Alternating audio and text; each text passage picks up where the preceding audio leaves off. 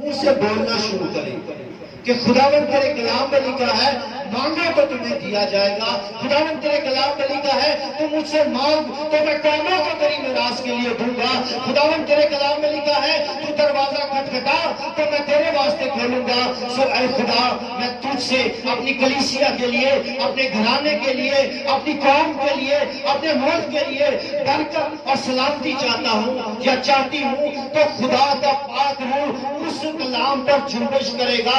خدا کا پاک روح ان الفاظوں پر ٹھہرے گا اور انہیں وہ تخلیقی قدرت دے کر آپ کی زندگی کو اپنے جلال کے لیے استعمال کرے گا اور آپ کے اندر سے چشمے اور ندیاں جاری ہوں گی. اور آپ جیسے ہی کلام میں مضبوط ہوتے چلے جائیں گے آپ ایمان میں مضبوط ہوتے چلے جائیں گے. آپ ہر چیز کو ایمان کو ساتھ رکھیں گے اور بولیں گے اور ہو جائے گا.